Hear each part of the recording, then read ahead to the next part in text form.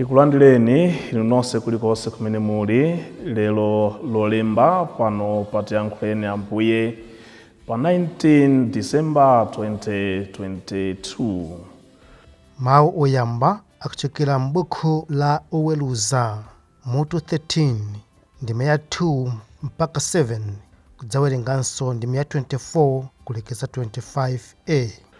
Ndipo uthenga wa tsiku la lero ukuchokera mu uthenga wa Luka mutu 1 ndime ya 5 kulekeza ndime ya 25.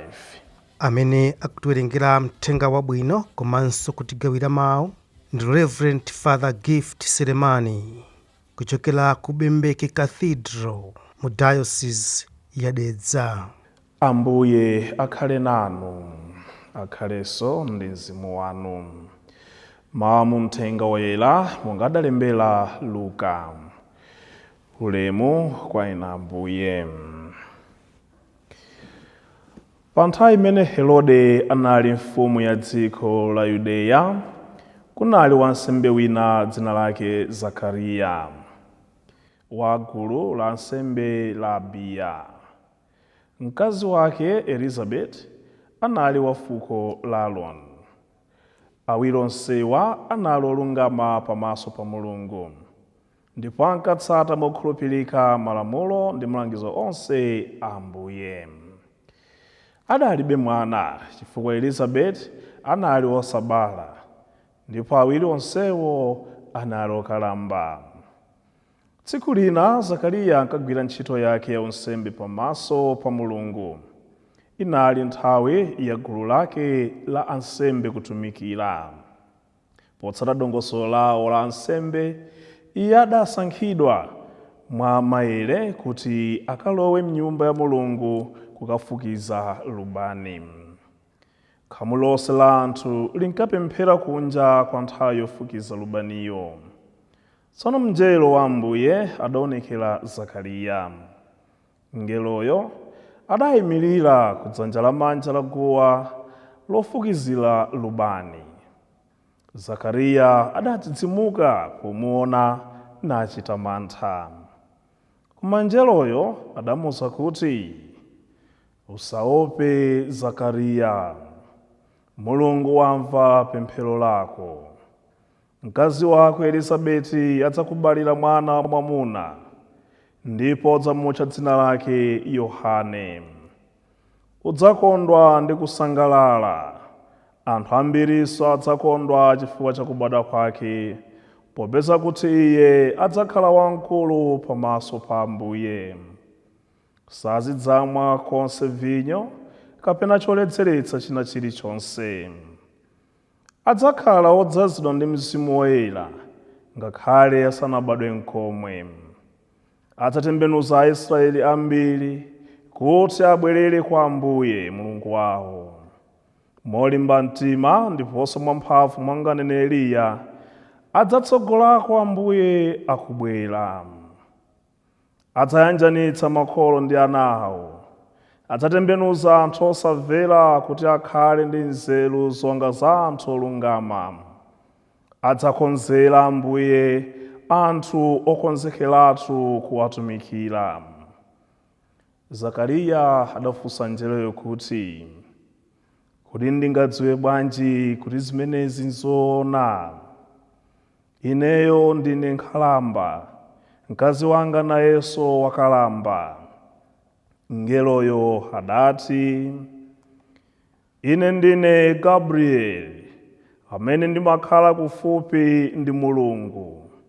Iyeyo wachita kundituma kuti ndilankhule nawe ndi kukuwuza uthenga wabwinowu. Iweyo sungakhulupirire zimene ndanenazi, koma zidzachitika ndithu pa nthawi yake. N'chifukwa chake udzakhala duu osatha kulankhula kufikira tsiku lodzachitika zimenezi."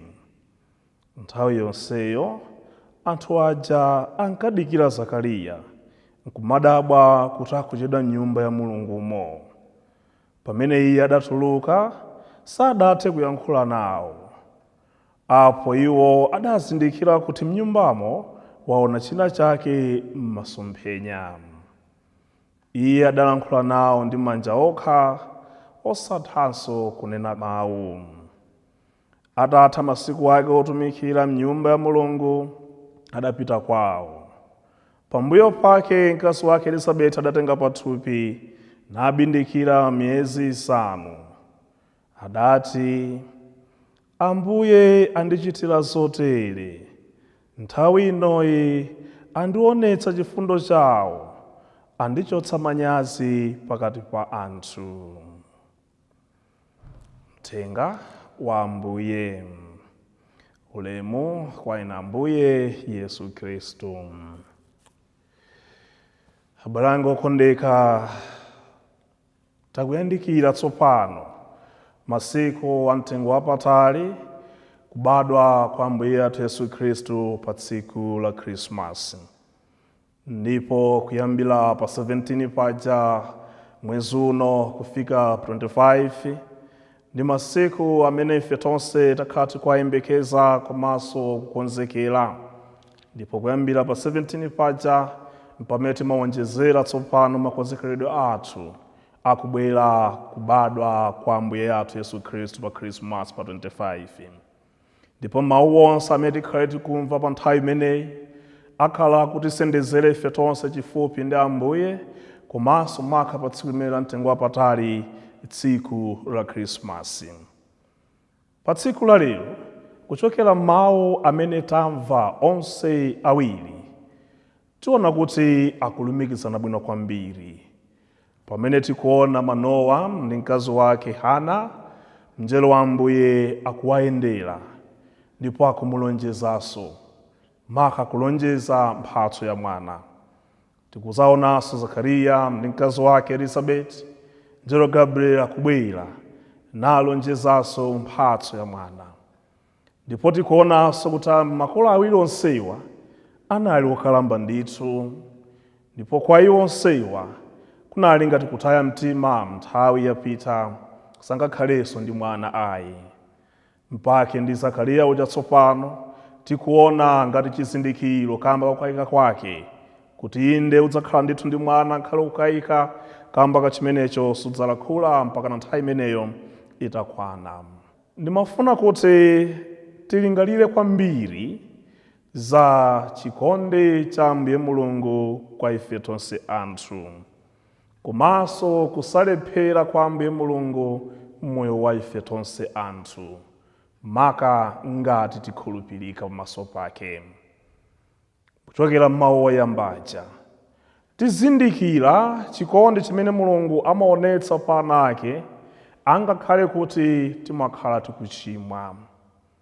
Pamene Aisraeli anali kulephera pamaso pake, Ambuye Mulungu anali kulola kuti anthu osiyanasiyana awazunze, ndipo adali kulola mazunzo osiyanasiyana kuwagwera Aisraeli. Sanali kulola zimene zija kuti zingochitika mwakuwawonongeratu ayi, koma Ambuye Mulungu amazilola zinthu zimene zija kuti awaphunzitse Aisraeli, amuzindikire Mulungu wawo, azindikire mphamvu ya Ambuye Mulungu wawo, ndipo asatayenso nkhawa mtima ndi zinthu zina zochitika mmoyo wawo, abwerere kwa Ambuye Mulungu amukhulupirira Iye. Ndi chimodzimodzi mene amachitira makolo athu. Pamene ife ana makolo athu takhumudwetsa, nthawi ina adzatenga pama natimenya. Sakutimenya kuti atiwonongeretu, kuti atipheretu. Inde tidziwanso alipo makolo ena ankhwedzi amene amamenya mpaka nakupheratu. Sitikukamba za makolo ngati amene wayi, koma tikamba za kholo limene limafuna lingomulanga mwana wake kuti limukonze. Amatha kutimenya kapama, amatha kutikwapula, amatha kutipatsa chibalo china chake pa nyumba pathu, ngati takwitsa, ngati talephera kuchita kufuna kwawo kwa makolo athu. Koma zikachitika zimene zija, makolo omwe amabweranso mwamphamvu natipatsa chakudya, amabweranso makolo aja natilondola ngati ndi usiku katipatsa pogona. Safuna kutitayiratu kapena kutiwonongeratu ayi, adzafuna kuti tizindikire choyenera kuchita ndipo tipate chipulumutso. Chitsanzo chabwino ndine ndemwe abale anga okondeka, pepani mayi wanga pamene muli.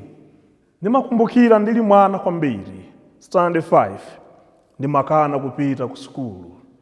Ndipo monga mudziwa za chimwana kunali kuthawa. Ndipo ndi tsiku limene ndimakumbukira nakabisala mu toilet kusafuna kupita ku sukulu. Mwamwayi kapena mwatsoka, mayi yanga popita ku toilet anakandipeza konko. Tsatsa lidayambira pa khomo la toilet chokera kwathu kwa Lemesi mpaka na kundiperekeza nalo tsatsa kukafika pa khomo la sukulu kumene maphunzira ku Chisiri Primary School. Kukandilowetsa mkalasi msande 5 ndi kundisiya m'manja mwa aphunzitsi. Ndimazindikira mpaka na pano. Ndipo experience imeneyo sindimayiwala mpaka na pano, chifukwa idandisintha kuti ndifike pamene ndafika pano. Pachipanda kuchitika zinthu ngati zimenezo, sindikudziwa kuti bwezi pano tili pati. Koma izo zidachitika, makolo anga adandipatsa zinthu zimene koma chibalo chimenecho, osati kuti andionongeretu ayi, koma pofuna kundithandiza kuti ndizakhaleko munthu wina wake patsogolo pano. Lero inonse mmandutcha afather, abambo, alipo wina amadagwira ntchito yotamandika m'mbuyomu. Tsatsa lidandisintha kundifikitsa pano pamene ndili. So chilango makolo athu amapereka, chimodzimodzi Ambuye Mulungu amatha kulola masautso osiyanasiyana awagwera Aisraeli, osati kuti awalangiretu ayi, koma kuti awathandize abwererenso mchiyero, ayambenso kuchita bwino lomwe. Kamba kachimenecho tsopano tikuona masautso amene Aisraeli akumana nawo ndi awa Afilisti, ndi awa maiko osiyanasiyana amene ali kubwera nawazunza, nawatsira nkhondo. Ndipo kamba kachimene chija anthu aja akunzunzika. Sakungwayang'anira Mulungu ayi, walola inde kuti zichitike kuti aphunzirepo, akukonza tsopano mpulumutsi wawo. Akuwakonzekeretsa kuti alandire chipulumutso patsogolo pano. Mpaka kubwera ndi lonjezo tsopano kwa mkazi wa Manowa, Hana, iwe udzalandira mwana. Mwana amene akubwerayo akubwera kuti adzapulumutse Aisraeli. Ndipo ndi zomwezo zimene akulonjezanso Zakariya kubwera kwa Yohane Mbatizi, amene akudzakonzekeretsa anthu onse kubwera kwa mpulumutsi. Onsewa akubweretsa chipulumutso. Ndimati ndipereke chilimbikitso kwa ife tonse amene mwina nyengo zathu sizili zabwino kwenikweni. Osamataya mtima, musatayiretu mtima ayi. Chipulumutso chanu chili kubwera. Adayimba kale anzathu paja, muntawi yakeyo yenelela, Mulungu adzatipatsa, Mulungu adzatipatsa sonse timasowa. Abale okondeka, osamatayiratu mtima. Angakhale mavuto atafika potani, angakhale masautso atafika potani mmoyo wathu, osamatayiratu mtima.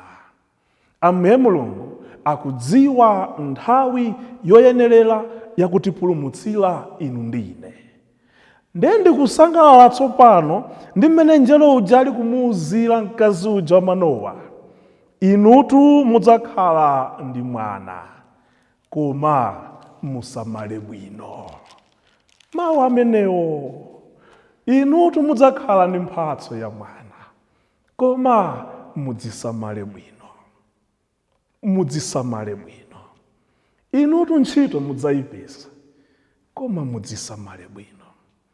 Inutu banja mulipeza, koma mudzisamale bwino. Inu kulemera mukufunaku mukupeza mu nthawi yake, koma mudzisamale bwino. Sukulu mumaliza, kukhoza mukhoza, koma mudzisamale bwino. Inu akhuzumuka mamunayo, inu mkaziyo afika pofatsa bwino lomwe, koma mudzisamale bwino. Mphatso ya mwana muyipezatu, koma mudzisamale bwino. Kamba ka chinthu chimenechi, ndife ochepa amene timadikira nthawi ya Ambuye. Ndipo kamba kachimenecho poti tikulephe kudikira nthawi ya Mbuye, tataya mwayi wathu, tataya mphatso ya mwana, tataya mphatso ya banja, tataya mwayi okhala pa ntchito, tataya mwayi omaliza sukulu yathu, kamba kakusafuna kudzisamala bwino. Kwa wina aliyense amene afuna kupeza chinthu cha mtengo wapatali mmoyo wake, akuyenera kusamalitsa machitidwe ake. Ngati mufuna kulemera, mukuyenera kusamalitsa moyo wanu. Ngati mufuna banja labwino, mukuyenera kusamalitsa moyo wanu. Inu ngati mufuna mphatso ya mwana, mukuyenera kusamalitsa moyo wanu. Ena kamba kosafuna kupirira, kamba kosafuna kudikira nthawi yawo, banja lidalephera. Ndipo pano ndi anthu omvetsa chisoni. Adalioneka bwino ndi kuthekera zidativuta. Mukanatha atokhala ndi mphatso ya mwana, makamba kopupuluma, adawononga chiberekero. Inuti muchipirira pang'ono, zikadakuyenderani. Likathatha kukhala banja labwino kwambiri zedi, akanatha kubwerera mwamuna uja, akanatha kubwerera mkazi uja, koma taonani kamba kakusadzigwira. Mu nthawi yake adzatiyankha. Tadzisamalani bwino kuti muthe kupata chimene Mulungu akutiyembekeza adalonjeza mwa inu ndi ine. Mu nthawi yake adzatipatsa. Amen. Ambuye akhale nanu, akhalenso ndi mzimu wanu. Akudalitseni Mulungu wamphamvu zonse, Atate ndi Mwana ndi Mzimu Woyera. Amen. Tsiku labwino kwa inu nonse. Zikomo.